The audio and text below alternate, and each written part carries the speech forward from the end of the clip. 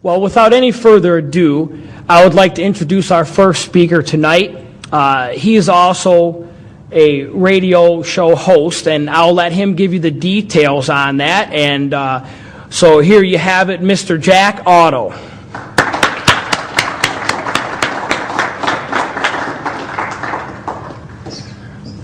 Thank you, friends. 65 years ago today, God Almighty put me on this earth, and I believe it's to fight against this New World Order.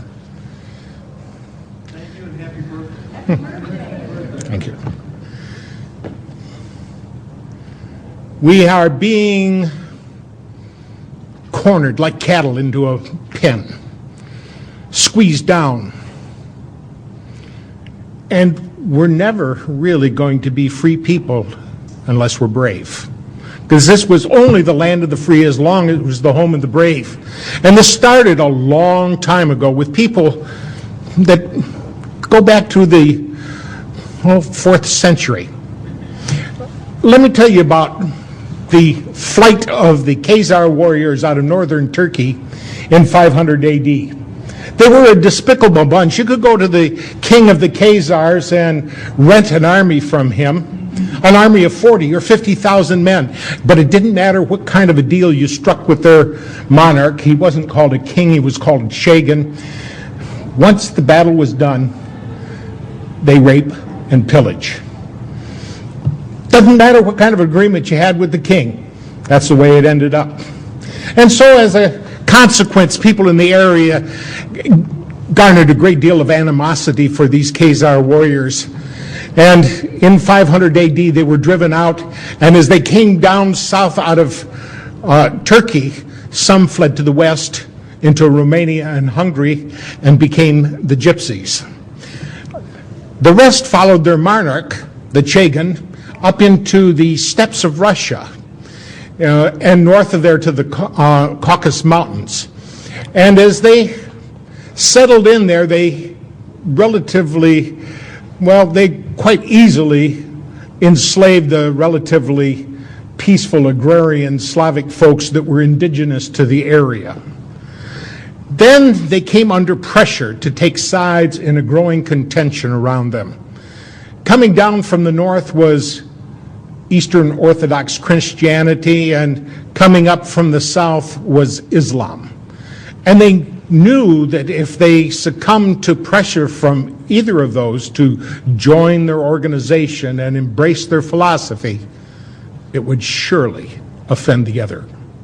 And so what they did was a politically expedient maneuver. He called in all the religious leaders of the area, and he got their input, and after the input, he announced, for me and my people, and we're talking about 20 million people and about 4,000 nobility, for me and my people, we choose to become Jews. Now, this was not a heartfelt conversion. This was not something that was deep in their breasts, that they felt they needed to make a conversion because they thought that was the proper way to serve the Creator. This was something that was done as a political expediency.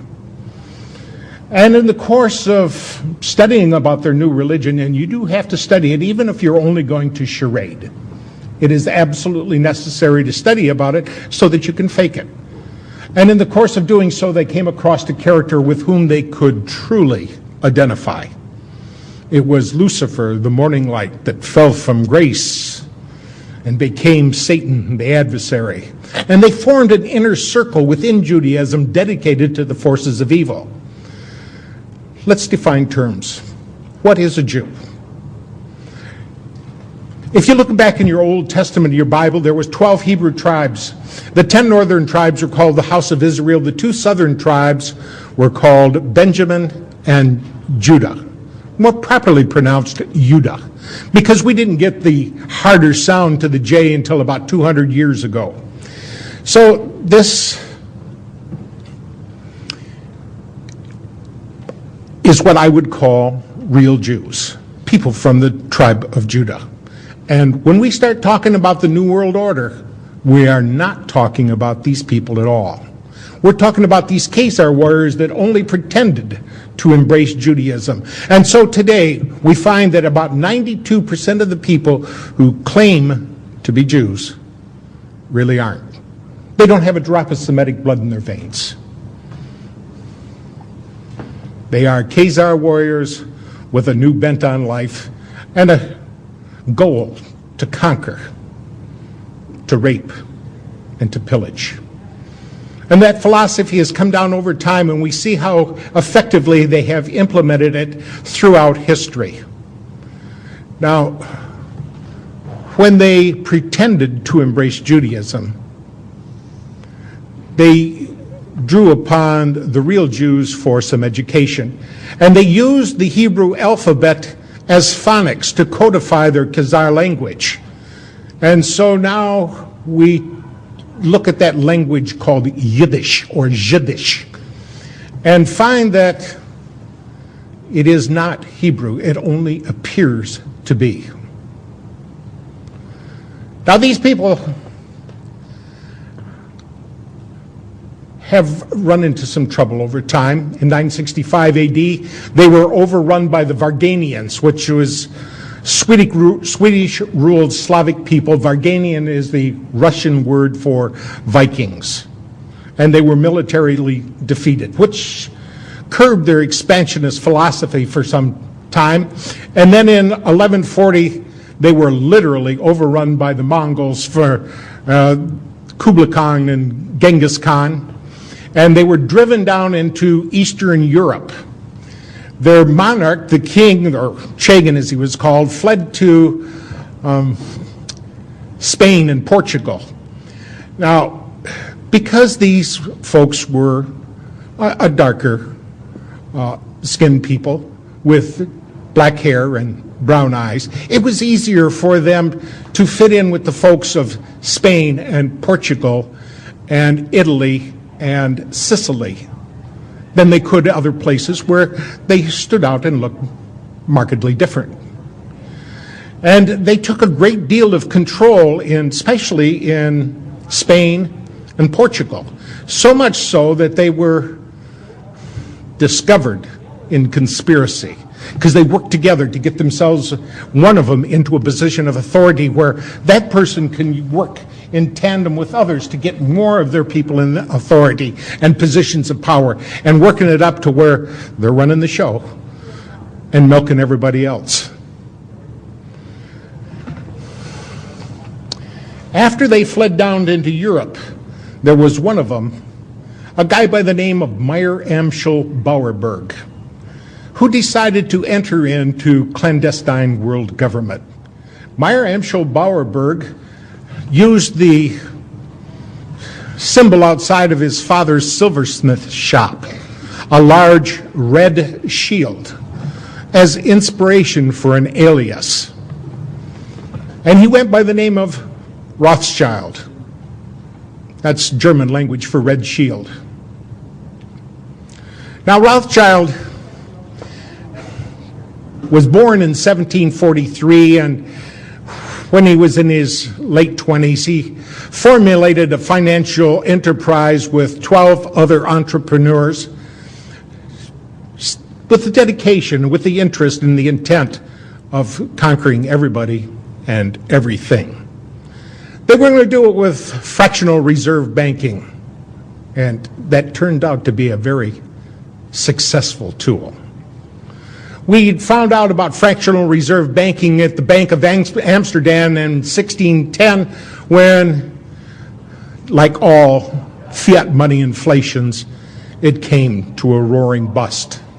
And they learned from that and wanted to implement it wherever they could so that they could be the ones that profited from, benefited from that enterprise. Now, Meyer Amschel Bauerberg had 5 sons, and he took these 5 sons, and as they became of age, he sent them to foreign countries to operate not an independent banking system, but one in conjunction with the rest of their people. A system whereby Nathan, who went to London and soon proved himself to be shrewd, There was one named Kalman who passed himself off as Carl, and I think he went to Amsterdam. Jacob called himself James in Paris. And we find that throughout the world, in 5 big locations, they had banking institutions that had a very clever idea. And if these people weren't so evil, it would have been easier to admire what they did. But they had a system whereby you could go to one of the banks in one country and deposit gold with them and get a receipt for it. And then go to the foreign country where they had another office, take that receipt and get your gold. And you didn't run the risk of losing your gold on the high seas, either to wind or to pirates or anything else. So in a way it was kind of a clever scheme. However, these people were despicably evil, and their intent to make money was to not just put themselves for their head, but to hold others back. Now, Meyer Amschel Bauerberg lived to be, he lived from 1743 to the year 1812, and that's why we got that 1812 overture, was to honor him. His associates respected him and wanted to salute his passing. Meyer Amschel Bauerberg changed his name to Rothschild, and he also dropped the Bauerberg suffix and called himself Bauer, closer to home, where he lived there at 148 Judenstrassen in Frankfurt, Germany. They later moved down to 148 Judenstrassen, and it was from there that he was able to do much of his chicanery. And he got in league with a guy, William IX of Hesse-Kassel. Now, if you remember about the Hessian warriors were something that were warrior slaves that was purchased by the King of England from this Landgrave of Hesse-Kassel. They were purchased for the price of $12,000, and much of that money was earned by just capturing these people through actual out-and-out brigand slavery and holding them until they could be sent to the king, and which they were told, don't ever let those colonists get a hold of you. They will skin you alive. Well, when the Hessian soldiers got captured by one of us, and one of our forefathers, they started crying, oh, please don't skin me. And they said, well, skin you? We're not going to do that. Then they realized they'd been lied to. Many of them came over and joined the revolutionary forces of the Americans, and a lot of them escaped out to the west and melded in and became what we might call squatters out there in the wide open west, like the rest of us did. Now, they did a pretty good job of interfacing with the Native Americans out there, and were able to garner some respect for them. So it was among these same people that brought about so much of the war that we see in front of us throughout history. It was fomented primarily for profits, and to scare us into believing that the only way that we could circumvent this war, to get this behind us, is if we were to form a league or United Nations.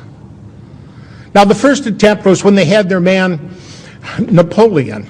Now, Napoleon was the Emperor of France, but he came from Corsica, and it was shortly after Corsica was brought into the French Empire that he was given the nod to become the emperor and to engage his war. Now, this was shortly after that French Revolution. You know, I'm going to go back and take a step back here and talk about that French Revolution for a moment. See, it was shortly after a man named Adam Weishaupt, in May 1st of 1776, formulated an organization called the Illuminati. This was done on behalf of Baron Rothschild, and it was for the express purpose of fomenting their plans and executing their goals for conquest. Now, Adam Weishaupt encapsulated a game plan to bring about this world government, and in this game plan he had it mentioned in there that they were to take France in the year 1789. Now, these plans were formulated into writing and translated by one of the Ingolstadt University professors, one of Professor Weishaupt's cohorts, a guy by the name of Xavier von Zweck. Now, Zweck translated these into French so that they could be taken to Paris and Silesia. Now, there was a courier, a guy by the name of Lannes, who had been an evangelist minister, but quit God and decided to become an Illuminati agent and a courier, and he was taking these materials by horseback through Bavaria. In a place called Regensburg, he was struck by lightning, and it killed both him and his horse. And people found this man, this dead man, and his horse with documents in the pouch, and these documents were passed up the chain of command to the Elector of Bavaria, who got to wondering, is there really a game plan out here to conquer the whole world? So he staged simultaneous raids on Rothschild's associates, primarily on Weishaupt's associates, and found a great deal of corroborating evidence, enough to convince them that there truly was a game plan out there to take the whole world. And there were 6 points to their game plan. They wanted the abolition of all religion, the abolition of property rights, of inheritance, and the worst one was down at the bottom of the list, the abrogation of the family. Now, we can see how that was implemented in Red China. Men went to one dormitory, women went to another dormitory, boys were here and girls were here, and the family was totally destroyed, and they used that to brainwash those people. When you got kids with no control over them except the one facilitator or his associates, the children are at their mercy. And it's planned for here, for us, for our children, for our grandchildren, our great-grandchildren. They intend to show no mercy. Now, this formulation of the Illuminati led them down the road to this game plan wherein they are working diligently to take over the whole world. And in the course of doing so, when this courier was found, the Elector of Bavaria, one Theodor von Dalberg, decided after he staged those simultaneous raids that he was going to contact every head of church and state in all of Europe and gave them a translation of the documentation that was found in the pouches of that dead courier, that apostate minister named Lannes. And so it was after the Napoleonic War when Napoleon ran into Lord Wellington at Waterloo and was stomped. Now, this would have been a big setback for Mr. Rothschild, but Mr. Rothschild had one of his associates following the war along. And this associate sent a message back to him by carrier pigeon. And the carrier pigeons let him know that Wellington had won. So what he did was he was in Paris at the time, and he jumped in a boat, and he had some men taking him through some terribly dangerous seas. Too bad he didn't get it right then and there, but nevertheless, he made it to the other shore, to Great Britain, and he sold all of his British financial securities. And then he started acting all so scared, like, and let the rumor out that Napoleon had won. Well, if Napoleon had won, everybody realized that their government was not going to be able to honor its financial obligations, and so they started selling theirs. And at the very depth of that despair, he quietly and surreptitiously had some of his friends start buying up those worthless securities. And so almost overnight, he increased his wealth by 21-fold. Now, it was time to disappear for a little while. He wasn't really popular because he had put out a false rumor that Napoleon had won. And when people found out that Napoleon hadn't won and they'd sold their government securities based on a lie, they were a little bit disappointed. But Baron Rothschild was in a position now where he could force a reformation of the Bank of England and cause his people to be put in positions of power and authority.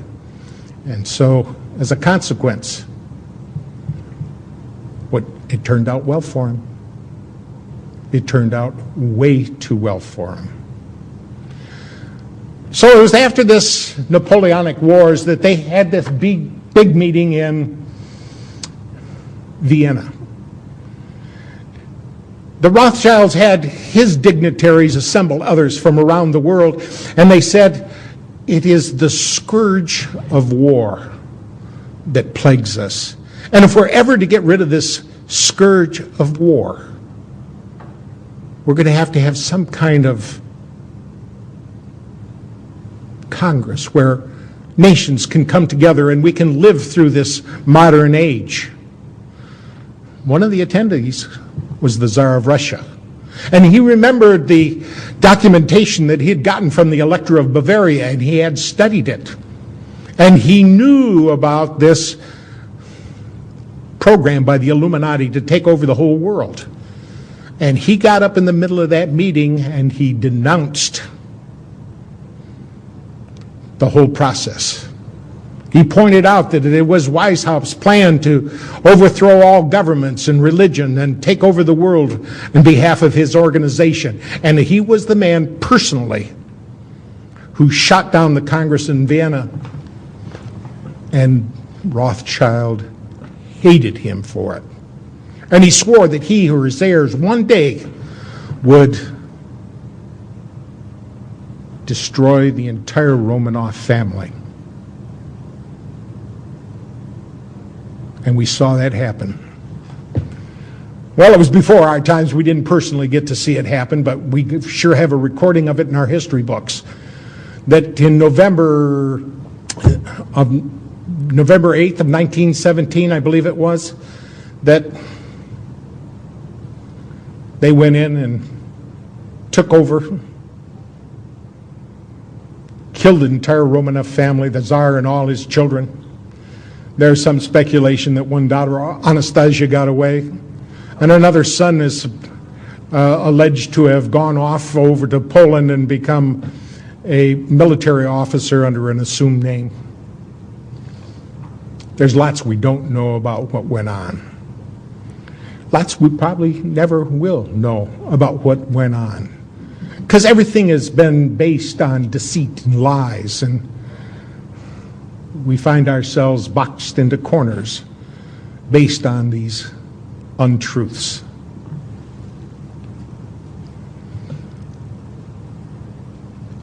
So it was shortly afterwards that they had another man from the group, a guy by the name of Abraham Lincoln, whose real name was Springsteen. And Abraham Lincoln Springsteen went about fomenting the Civil War here. I'd like to call it the War of Northern Aggression, because we've been lied to about that so much. We were told that was a war over slavery, but it wasn't. It was a war over states' rights. Two of the southern states, Virginia and North Carolina, had long ago outlawed slavery. And yet, it was used to rally northern forces. You know, that's the kind of thing I'd be willing to take part in. I would like to stop slavery wherever it could be found. And I'm sure it appealed to a lot of people to put an end to that despicable act of holding another human being like you would an animal and making them work for whatever you feel like giving them. Now, Abraham Lincoln had right in his cabinet a guy by the name of August Belmont. And August Belmont wasn't his real name. His real name was Schoenberg. He was a Rothschild agent. And down in the other camp, they had a Rothschild relative, a guy by the name of Judah Benjamin, who was the head of the secret police down there. And after that, Abraham Lincoln resented his involvement with these people. And he made a speech in which he said, I feel at this time more fear for my nation than any other time, even during the war. An era of corporations has been enthroned and corruption will grow in high places. And we will end up with the wealth of many aggregated in the hands of the few. Now his resentment resulted in action, and he decided he was going to issue greenbacks. He'd had enough of working with these people, and they would not put up with that. So they sent in one of their own, a guy by the name of John Wilkes Booth, a bad actor, who dispatched Abraham Lincoln so that, and it was done in conjunction with the Jesuits.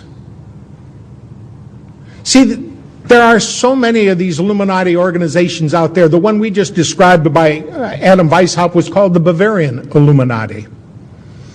There was another Illuminati called Avion over in, I believe, in Great Britain. There was one in Switzerland. And there was another one in France, the Grand Lodge Orient de la France. And there's a very important one called the Alumbrados that was formulated in Spain. Now the Alumbrados is Spanish for enlightened ones. And the Alumbrados only existed for about 20 years before they changed their name. They changed their name to the Society of Jesus. They called themselves the Jesuits, and they pledged themselves as the protectorate of the Pope. And when you got the Illuminati protecting you, it's the kiss of death. Well, we find about the time that this Civil War was over, there was a guy who had been born in Boston, Massachusetts, and December 30th, 1809, a guy by the name of Albert Pike. He was an impressive intellect. He was a Harvard graduate back when it really meant something. He was the master of 16 languages, and he was a despicable son of a... because he openly worshipped Satan. He was part of an organization called the Palatalists. He was the one that converted this Knights of the Golden Dawn to the Ku Klux Klan. And he was the author of a book called Morals and Dogma. It is the most revered text among the Masons. And in this text on page 321, Albert Pike said, "It is Lucifer, the morning light, whose seething energies you must learn to control or implement." So it was this Albert Pike, the same guy that wrote a letter to his superior in the Illuminati, a guy over in Europe by the name of Giuseppe Mazzini, who was the revolutionary leader. And Giuseppe Mazzini also happened to be the founder of the Mafia.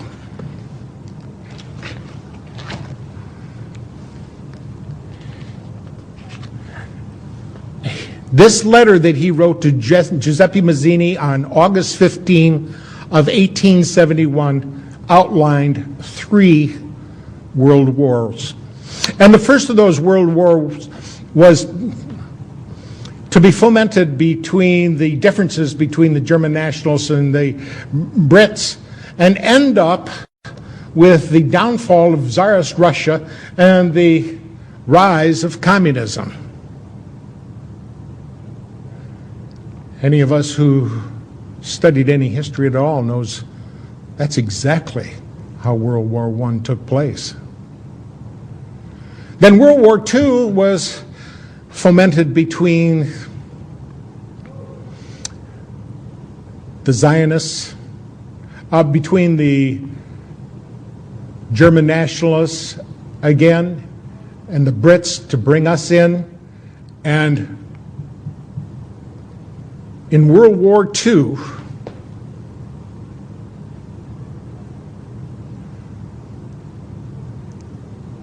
Israel was to be born. And the Zionists were given power. So since the first 2 wars came off just exactly as that letter said, and that letter used to hang right in the British Museum Library until 1977, when Baron Rothschild became a director. And as soon as he was on the board of directors, that letter disappeared from the library. Immediately.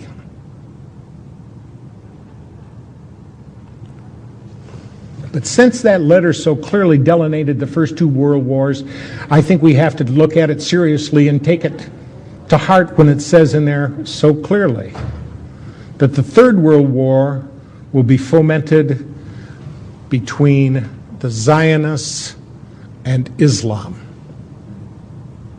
Does anybody see that materializing today? Every place we look, we can see it happening. And we can see that the power they have here in this country to run things and to pull the nastiest little scams, and America believes it.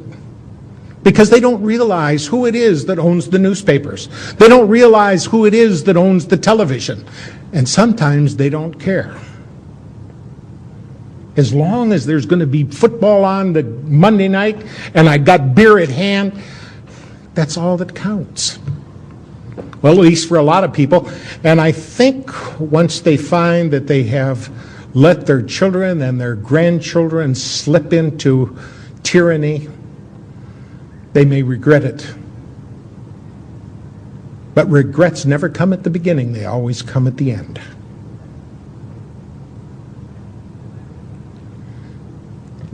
We can see World War III shaping up just exactly like they planned for us, and not enough of us are doing what's necessary to stop it. Look at all the empty seats we have here. America should be flooded to this cause. They should be interested in what is transpiring. They should be interested in who's doing what and to whom. It was right after World War I that J.P. Morgan was given the job of gaining control of the newspapers. They knew they must be able to control human thought with input. And if you can realize that the human mind is a whole lot like a computer, the old garbage in, garbage out effect takes place. If you can control what people hear and see, then you can pretty much control what they think. And they were able to utilize newspapers and now radio and television for just exactly that purpose. Now, there were 78 newspapers, major ones, that they really needed to get control of, but J.P. Morgan thought if they got 25 of them, that would be enough to control things, but it wasn't. They realized soon afterwards that they had to get all of those newspapers under their control, and we got the likes of guys like David Rockefeller, who announced that he wanted to thank the people of the Washington Post and the New York Times for respecting their pledges of discretion at the CFR and Bilderberger meetings. And he said if it wasn't for their discretion, it would not have been possible to prepare the world for a new world order. Oh, we heard George Bush say that a lot, didn't we? George Bush Sr. He was always talking about New World Order. When he went into Iraq, he said, this is much more than about one small country. This is about a big idea, about a new world order. There's a lot of people don't even know that on the back of their dollar bill where they see that all-seeing eye of the pyramid, what that means. They don't realize that's occult symbolism that was put in by these Satanists during the Roosevelt administration by his vice president, a guy by the name of Wallace. They don't speak Latin, so they don't realize that Inuit Coepitus up at the top says announcing our enterprise. They don't realize down at the bottom of the pyramid where it says Novus Ordo Seclorum, what they're talking about is Novus is new, Ordo is order, Seclorum is world, the entire world minus God. So we're talking about a new world order without God.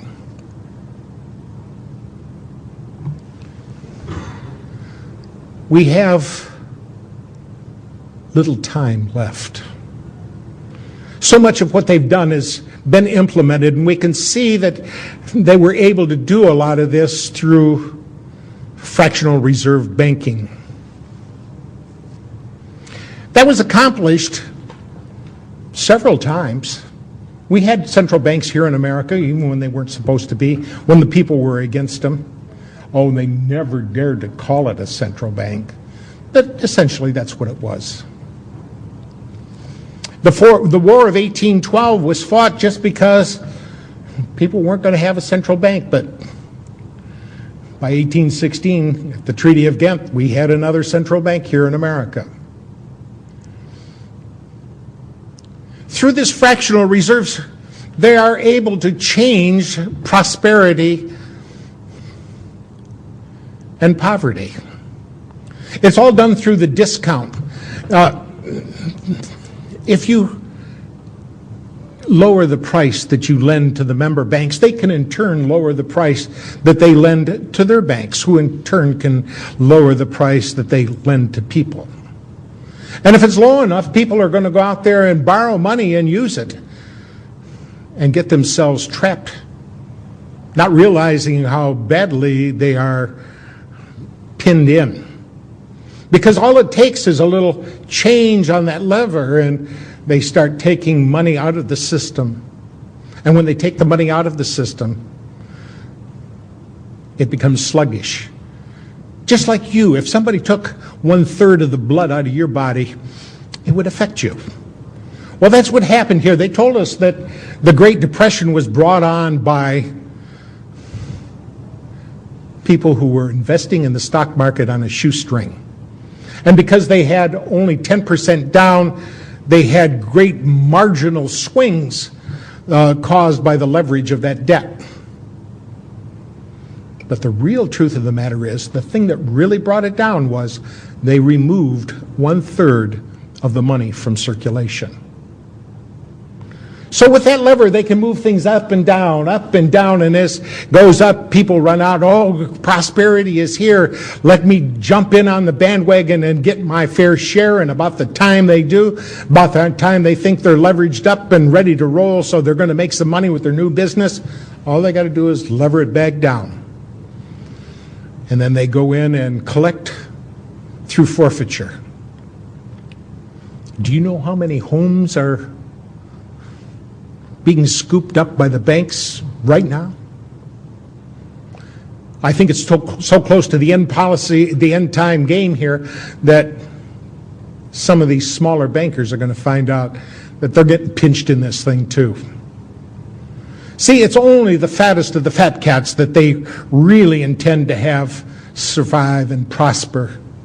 They're trying to wipe out the whole middle class. I don't feel like I'm middle class anymore. I feel like I have been reduced to the impoverished. Life is not the same as it used to be. We just do not have the same kind of prosperity that we once had. And if they can have their way, and I see no reason why people in authority with as much power and leverage as they've got, it's going to be difficult to stop them from having their way. We're all going to be reduced to abject penury. Life where you won't have two nickels to rub together. You may have a whole pocket full of $1-million bills to rub together, but they won't buy anything. Now, after World War I, they had this big conference in which they brought together all the people involved in the war to have a settlement and a signing of the armistice with Germany. On one side of the table was Paul Warburg. On the other side of the table was his brother Max Warburg. In total, there were 117 of these false Jews, as I prefer to call them. And we would not know about this except one of the guys there, a guy by the name of Benjamin Friedman, who was the bagman for Henry Morgenthau Sr. He became a Christian, and he decided he could not live with the secrets that he held, and he started talking about what had transpired, what the real game plan was, who was involved in it, and what their plans were for our future. An unseemly plan for our future. Much of that was done with these, what you call false flag operations. A false flag operation is where you go in and pretend to be somebody else, do something wrong, so that the people that you attack think, hey, it was those people that did it to me, when it really wasn't those people that did it to you. We find that a whole lot of that is done by these false Jews. For example, the Lusitania was sunk to start World War I. Now, Germany had taken out advertisements in the New York newspapers and said very specifically that they were carrying munitions aboard that Lusitania. Don't go on it. Well, while they were doing that, they ended up sending off some of that ships and with 128 American passengers aboard it. And it wasn't Germany, it was Great Britain that sunk that ship to suck us into that war. They were having trouble. See, Germany was already winning. And they didn't like the idea at all. And so these characters went over to the King of England and said to the King of England, now, you don't have to surrender to Germany.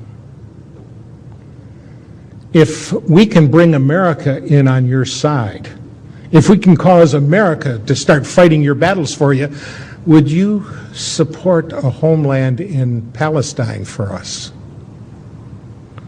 And the King of England was, what do I do? Do I surrender, or do I agree to let somebody else have that home? Oh, yeah, we'll support that. So in November of 1917, the King of England sent a letter called the Balfour Declaration to Lord Rothschild, whom he called the most eminent Jew. I think he should have called him the most eminent false Jew, because the real Jewish people have absolutely nothing to do with this New World Order, this aggrandizement of power and the passion to dominate others. This is all among these Khazar warriors that only pretended to embrace Judaism in 741 AD.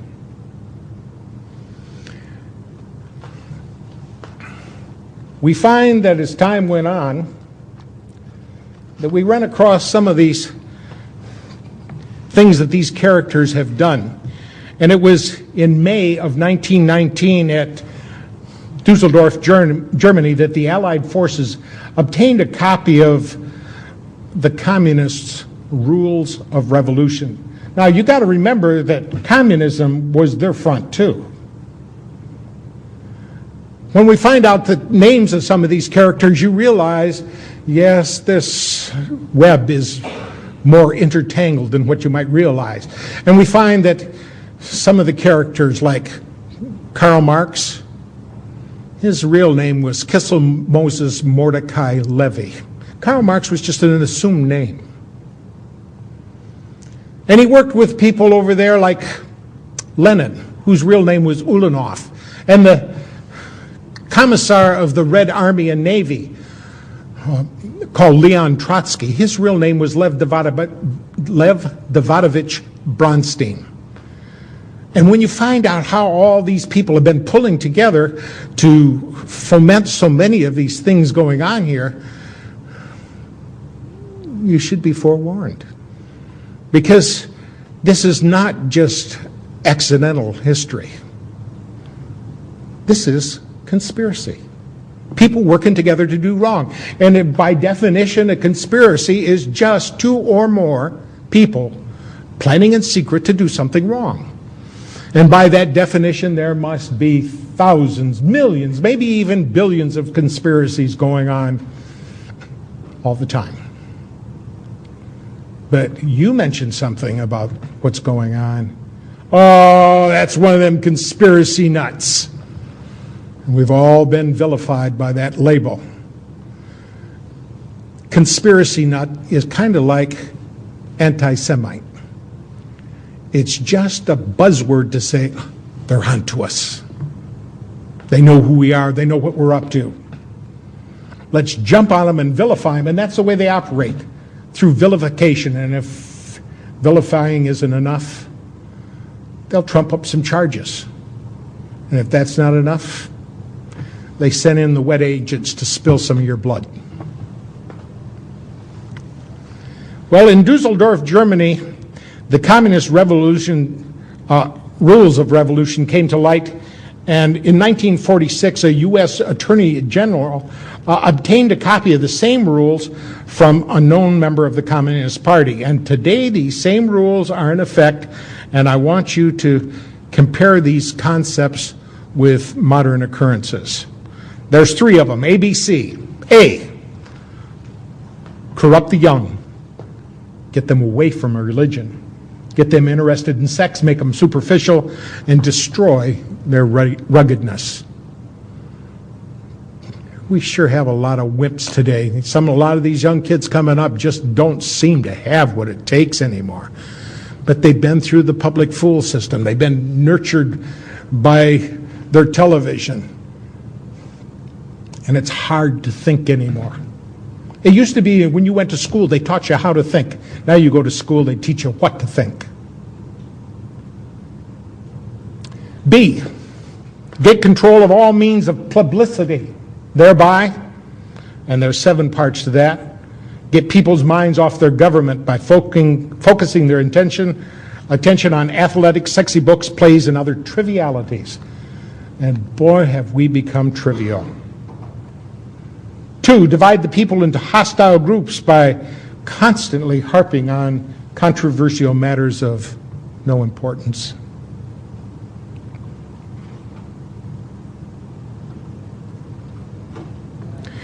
Number 3, destroy the people's faith in their natural leaders by holding the latter up to contempt, ridicule, and disgrace. 4, always preach true democracy, but seize power as fast and as ruthlessly as possible. Number 5, by encouraging government extravagance, destroy its credit, produce fear of inflation with rising prices and general discontent. That one has really been implemented with vigor. We're playing welfare Santa Claus to the whole world. Now take a look at Israel alone. We send $15,500 for every man, woman, and child. That's a lot of money. Sometimes I think some of us wish, gee, I wish my government would give me that much each year. Now that's only the above board welfare. There is a sub rosa welfare. For example, that's our only friend in the Middle East. Therefore, we got to have a base over there to protect them. Do they give us a base, or do they rent it to us at a high price? Well, since we never find out exactly how much it's going to be, they can rent it at a high price, and nobody counts it as part of the great welfare. Number 6, incite unnecessary strikes in vital industries, encourage civil disorder, and foster a soft and lenient attitude on the part of government to such disorder. Number 7, by specious argument, call the breakdown of the old moral values, honesty, sobriety, self-restraint, faith in the pledged word, and ruggedness. So those are the 7 reasons they wanted to get a hold of means of publicity so they could implement that. And number C of the communist rules of revolution, cause the registration of all firearms on some pretext with a view to confiscating them and leaving the populace helpless.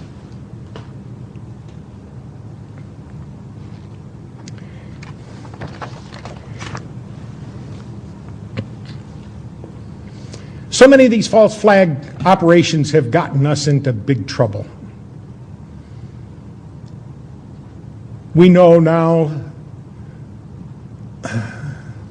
that ship, I think it was the Maine, or that was sunk down there in Cuba. We were told it's because the Spanish had mined the harbor, but we now know that the explosion took place inside the ship. It was all the excuse they needed to go attack and wage war against Spain. We see so many of those false flag operations. World War II, it was Pearl Harbor. It wasn't a false flag operation, but it was sure close to it. It was pretending like we're just innocent people standing here, when 6 months before Pearl Harbor, our government froze all Japanese money in banks. Any way you look at it, that's theft. 3 weeks before Pearl Harbor, our government gave him a 100% oil embargo. Do you remember back in the 70s when we got a 10% oil embargo from the Arabs, and the lines at the gas pumps were long and we suffered under that? That was a 10% oil embargo. And our government tried to run a 100% oil embargo upon those people who just weren't going to put up with it. Now, I think Admiral Yamamoto was right that when they came over and stung us, they were only waking a sleeping lion. But there was nothing else they could do. It's either knuckle under or fight.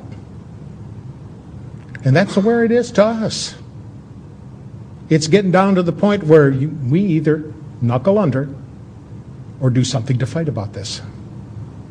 Right now, it's a fight of words because, quite frankly, we're in a very awkward position here. It's too late to work within the system and probably too early to start shooting.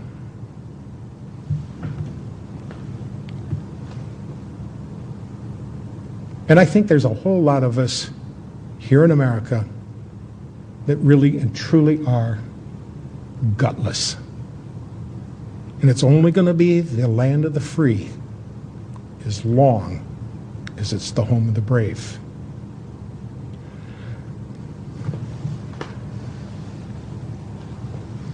Well, we can see that after World War II, Franklin Delano Roosevelt, whose real name was Rosenfeld, hooked up with his good buddy over in the Soviet Union, a guy by the name of Joseph Stalin.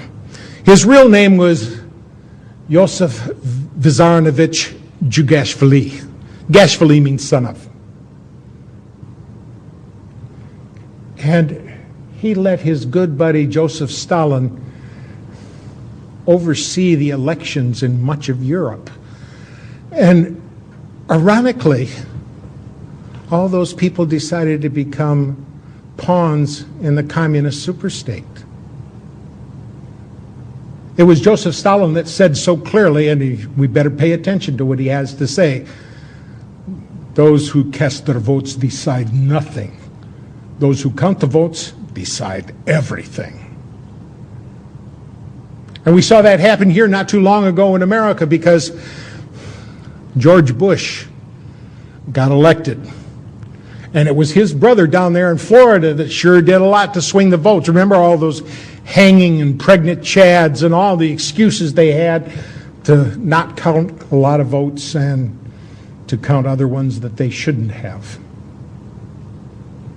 And it reared its ugly head here again in 2004, because down in Ohio, the people who were in charge of the election commission said to the people who were bringing in the voting machines, all right, open up your voting machines before the polls start here, because I want to see ahead of time that all the registries are set to zero, that there are no names inside. And they said, oh no, you can't look inside these machines. It's for security. It's for the sanctity of the vote. We must not let anybody look in the machines. And they said, we're the ones in charge of seeing whether or not the sanctity of the vote is taken care of. You're going to open up those machines right now.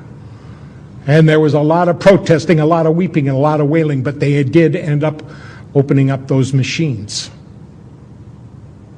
Every machine had 300 to 400 votes for Bush on it already.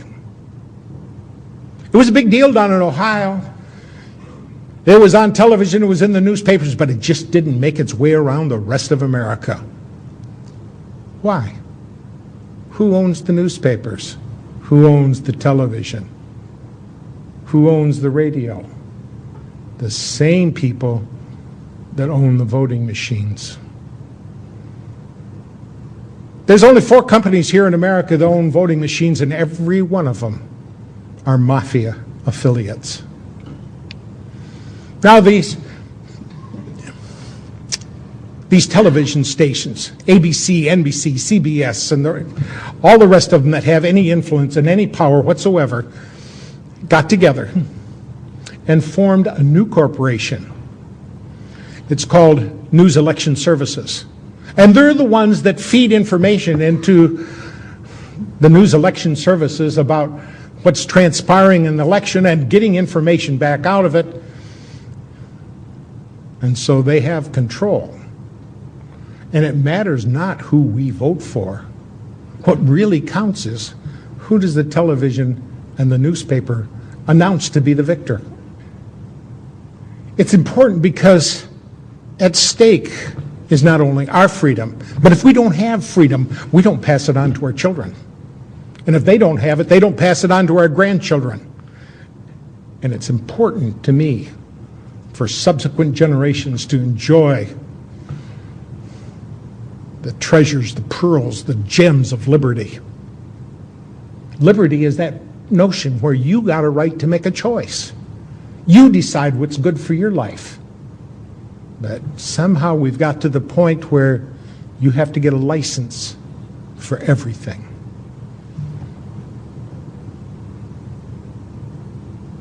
But as long as the people don't speak up, as long as we don't do what's necessary to inform the others around us, as long as we act lethargically rather than robust and animated champions of liberty, it'll slip right through our fingers.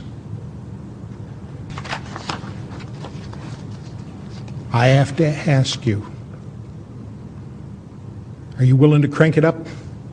Are you willing to pass out more DVDs? Are you willing to talk to more people? Are you willing to do what's necessary to safeguard our Constitution? For it was,